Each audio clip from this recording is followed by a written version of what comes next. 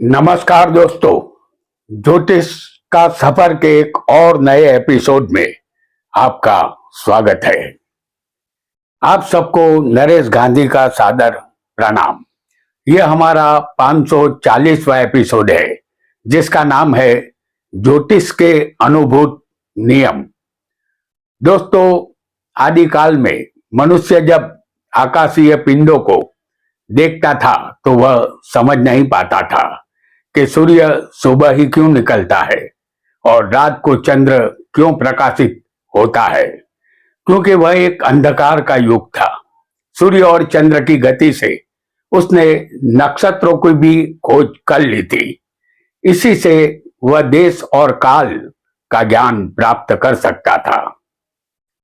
नक्षत्रों को 27 भागों में बांट दिया और अश्वनी भरनी जैसे नाम रख दिए।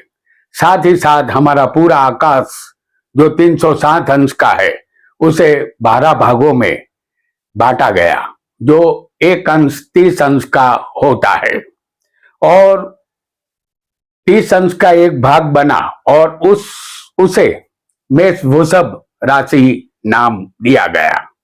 राशि चक्र का अध्ययन करते समय सौर मंडल में घूमने वाले ग्रहों को देखा जो ब्रह्मांड में लगातार गतिमान थे। उनको उसने ग्रहों का दर्जा दिया। हमारी पृथ्वी को स्थिर माना गया और अन्य ग्रह सूर्य चंद्र के अलावा मंगल, बुध, गुरु, शुक्र और शनि को ग्रह के रूप में स्वीकार किया गया। राहु और केतु जो कि छाया ग्रह है उसे बाद में ज्योतिष शास्त्र में शामिल किया गया। हालांकि वह कोई खगोलीय पिंड नहीं है, फिर भी उसका प्रभाव पृथ्वी पर महसूस किया गया। ग्रहों की अलग अलग गति पर ध्यान दिया गया। कोई भी ग्रह मनुष्य को सुखी नहीं करता और मनुष्य को दुखी भी नहीं करता। ग्रहों की गति ही सुख दुख का पैमाना बनती है। ग्रह जब अलग अलग राशियों में या स्थानों में जाते हैं तब मनुष्य मात्र को सुख दुख का अनुभव होता है। कुल मिलाकर 12 राशियां, 12 स्थान, 27 नक्षत्र और 9 ग्रहों को ज्योतिष में मान्यता मिली है। इसके साथ ही हमारे प्राचीन ऋषि मुनियों ने जिसने ज्योतिष शास्त्र की रचना की थी, उन्होंने ज्योतिष शास्त्र के कारगर नियम भी बनाए थे। इनमें से कुछ अनुभूत नियमों को हम जानेंगे जो कभी विफल नहीं हुए। आइए वह नियम क्या है इसे कुंडली के माध्यम से जानते हैं। वीडियो को लाइक करें, शेयर करें और हमारे चैनल ज्योतिष का सफर को सब्सक्राइब करें। धन्यवाद। नियम नंबर 1, आपके सामने हम उदाहरण कुंडली मेष लग्न की पेश कर रहे हैं। इस कुंडली में अष्टमेश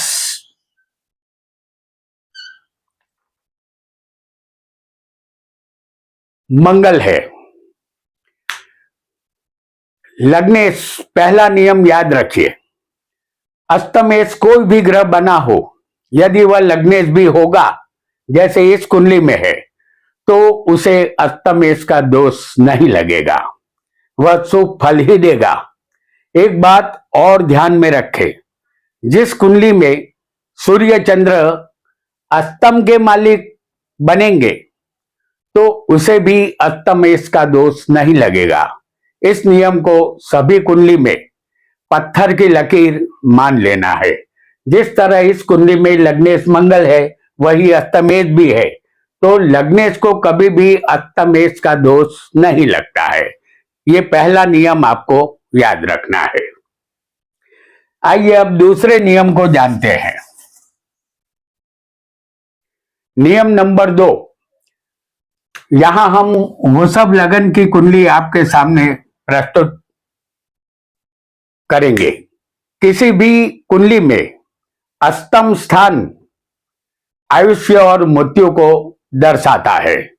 अष्टम से अष्टम स्थान भवत भवम तीसरा होता है। यह स्थान भी आयुष्य और मृत्यु का है। अष्टम से समझ लीजिए कि यहां अष्टम स्थान,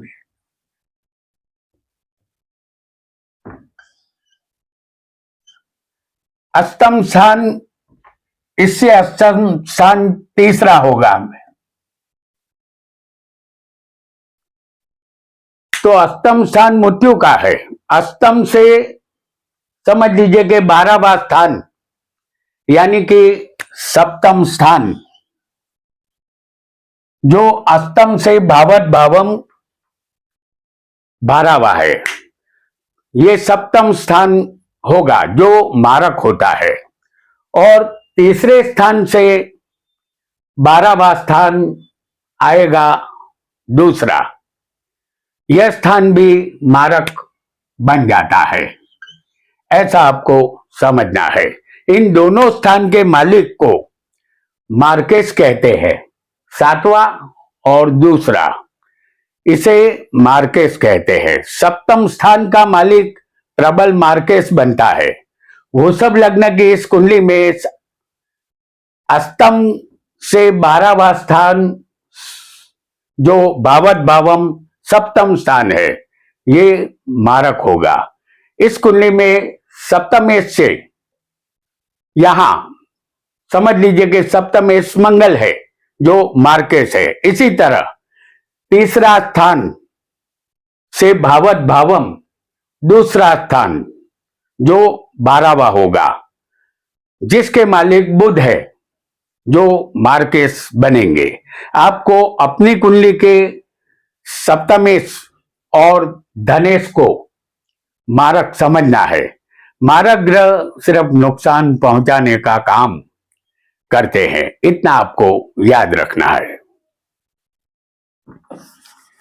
एक अन्य नियम को भी बहुत जल्दी से हम जानेंगे।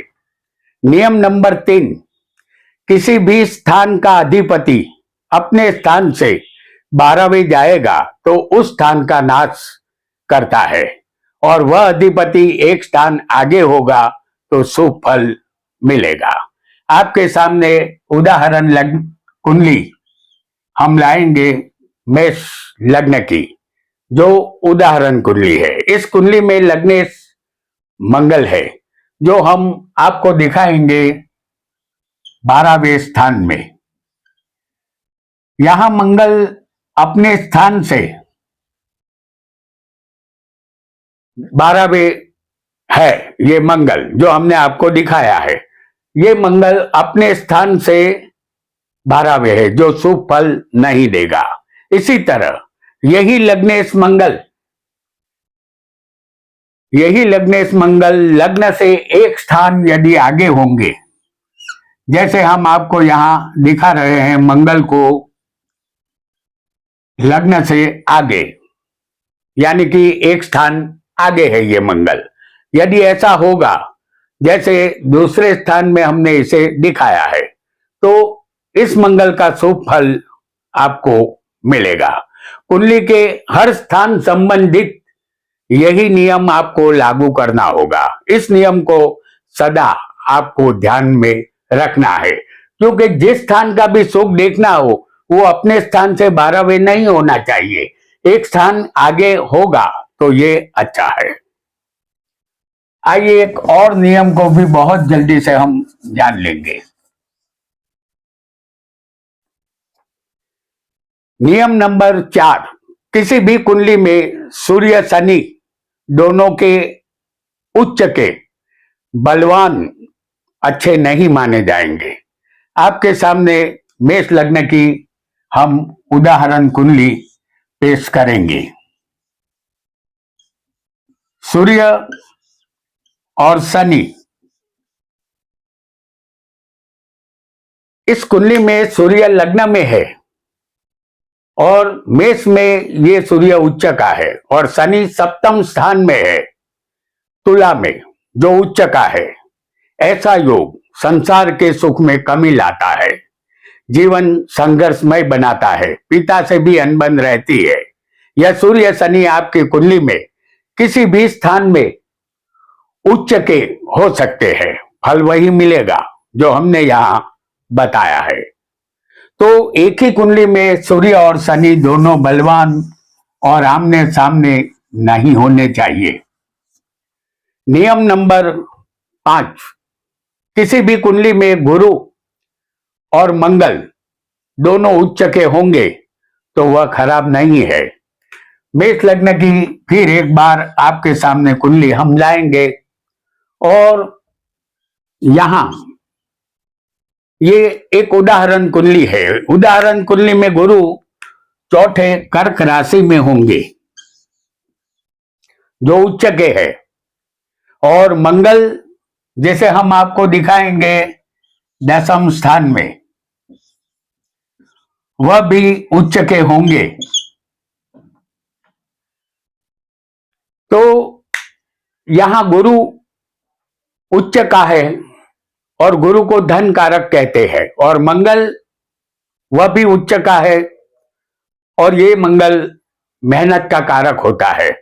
जातक को जब भी धन की जरूरत पड़ती है धन उसे मिल जाता है, वह अपने संतान से भी सुखी बनता है। आपकी कुंडली में गुरु मंगल किसी भी स्थान में उच्च के हो सकते हैं, फल वही मिलेगा जो हमने आपको बताया है।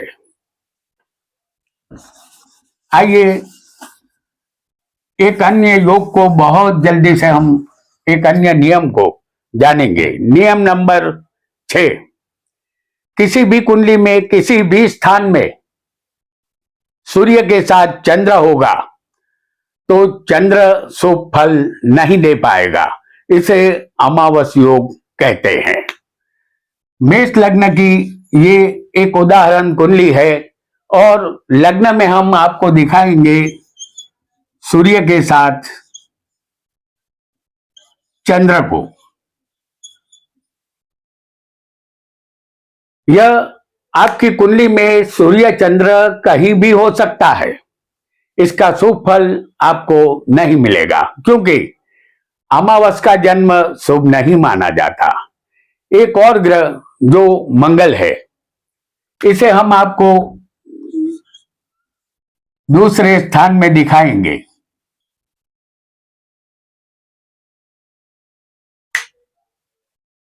मंगल यदि दूसरे स्थान में होगा तो चाहे यहां राशि कोई भी हो, मंगल दूसरे स्थान में निष्फल होगा, वह शुभ नहीं बन सकेगा। इसी तरह आपकी कुंडली में यदि बुध चौथे स्थान में होगा, चाहे राशि यहां कोई भी आए, समझ लीजिए कि राशि कोई भी आए, लेकिन बुध चौथे स्थान में निष्फल होगा। और पंचम में यदि किसी भी राशि में गुरु बैठा होगा तो ये गुरु भी पंचम स्थान में निष्फल होगा। गुरु पंचम का कारक होने से संतान में बाधा उत्पन्न करता है, और यही ग्रह यदि समझ लीजिए कि छठे स्थान में शुक्र होगा तो शुक्र भी शुभ फल यहां नहीं दे सकेगा। और सप्तम में शनि, जैसे हम आपको दिखाएंगे,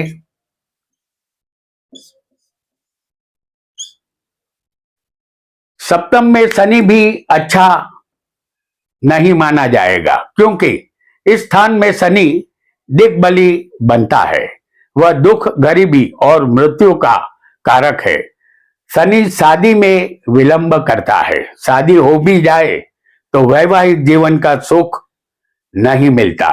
सप्तम में शनि युवती की कुंडली में होगा तो वह युवती अपने पति से प्रेम हासिल नहीं कर पाएगी। जिन स्थानों में हमने जो जो ग्रह दिखाए हैं उन स्थानों में वह ग्रह निष्फल हो जाएंगे, जैसे पहले सूर्य चंद्र, दूसरे मंगल, चौथे बुध, पांचवें गुरु, छठे शुक्र और सप्तम में शनि, तो ये निष्फल हो जाएंगे। और सूर्य के साथ चंद्र कहीं भी होगा तो वह चंद्र को निष्फल समझना है। आइए एक अन्य योग को भी हम बहुत जल्दी से जान लेंगे। एक ऐसे नियम जो आज हम जान रहे हैं जो बिल्कुल अनुभूत है और आपको समझ ही लेना है इसे देखते ही कि ये ग्रह अपना फल देने में निष्फल जाएगा। नियम नंबर 7, केंद्र स्थान के मालिक यदि शुभ ग्रह होंगे तो वह शुभ फल नहीं देंगे, और केंद्र के मालिक अशुभ ग्रह होंगे तो अशुभ फल नहीं दे सकेंगे। उदाहरण कुंडली हम फिर एक बार मेष लगन की आपके सामने लाएंगे, और केंद्र स्थान का जिक्र हम कर रहे हैं यहां पर। तो हम मेष लग्न की ये उदाहरण कुंडली आपके लिए लाए हैं। इस कुंडली में केंद्र में लग्नेश मंगल और कर्मेश शनि है। ये दोनों अशुभ ग्रह माने जाते हैं। मंगल और शनि ये अशुभ ग्रह है, लेकिन वह अशुभ फल नहीं देंगे। और केंद्र में चौथे चंद्र है, और सप्तम के मालिक बनते हैं शुक्र। यह दोनों शुभ ग्रह है, लेकिन ये दोनों इस कुंडली में शुभ फल नहीं दे पाएंगे। केंद्र में शुभ ग्रह शुभ फल नहीं देंगे और अशुभ ग्रह अशुभ फल नहीं देंगे। इस नियम को हर कुंडली पर लागू करना होगा। यह नियम बिल्कुल आपको फलादेश में सत्य के निकट ले जाएगा।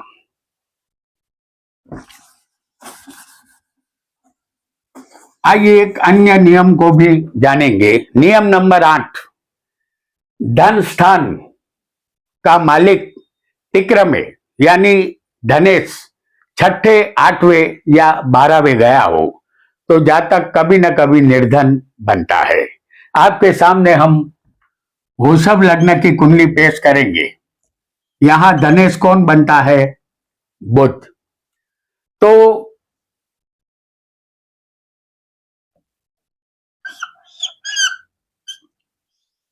ये बुध छठे होगा, आठवें होगा, और यही बुध किसी की कुंडली में 12वें भी हो सकता है। इस कुंडली में धनेश बुध है जो छठे, आठवें या 12वें किसी भी एक स्थान में होगा तो जातक के निर्धन बनने की शक्यता रहती है। यहां एक बात का ध्यान रखें, कुंडली में गुरु बलवान होगा तो जातक निर्धन नहीं बनेगा, ऐसा आपको समझ लेना है। और यदि गुरु बलवान नहीं होगा तब धनेश छठे, आठवें, 12वें जाएगा तो ऐसा जातक कभी न कभी निर्धन अवश्य बनता है। इस नियम को सदा ध्यान में रखें। चाहे आपका लग्न कोई भी हो, धनेश कोई भी बना हो, लेकिन वो धनेश छठे, आठवें या 12वें होना चाहिए। लेकिन गुरु बलवान होगा तो वो निर्धन नहीं बनेगा, ऐसा निश्चित मान लेना है। गुरु कमजोर होने पर ही ये योग निर्धन बनाएगा। आइए एक और नियम को जानते हैं। नियम नंबर 9, लग्नेश पंचम में हो और पंचमेश और गुरु कुंडली में बलवान हो। जैसे यह मेष लग्न की कुंडली है आपके सामने, और इस कुंडली में लग्नेश मंगल है जो पंचम में होगा। लग्नेश मंगल यहां हम आपको दिखाएंगे पंचम में। तो लग्नेश मंगल पंचम में है, और पंचमेश कौन बनता है? सूर्य, जो लग्न में होगा। ये सूर्य उच्च का है, और यहां ये भी हम कह सकते हैं कि दोनों के बीच में परिवर्तन योग बना है। और यहां संतान के दाता गुरु चौथे कर्क में होंगे। यहां गुरु कर्क में उच्च का है, बलवान है। आपको अपनी कुंडली के लग्नेश को पंचम में समझना है और पंचमेश को लग्न में, और गुरु को कहीं भी बलवान समझना है। ऐसा व्यक्ति को पुत्र संतान का सुख अवश्य मिलता है। उसे संतान होते हैं, वह सुखी बनता है। नियम एक और भी जानेंगे, क्योंकि आज हम अनुभूत नियमों को जान रहे हैं। नियम नंबर 10, एक नियम हमने सदा आजमाया है और उसे बिल्कुल सही पाया है। आज वही नियम हम आपको बताने जा रहे हैं। दोस्तों, किसी भी घटना को पकड़ने के लिए हमें महादशा में अंतर्दशा चेक करनी पड़ती है। जब किसी भी ग्रह की महादशा चल रही हो, उसमें जब अंतर्दशा 11वें स्थान की चलेगी, उतने समय के लिए आपको परेशानी का अनुभव होगा। यहां उदाहरण कुंडली हम कुंभ लग्न की पेश करेंगे और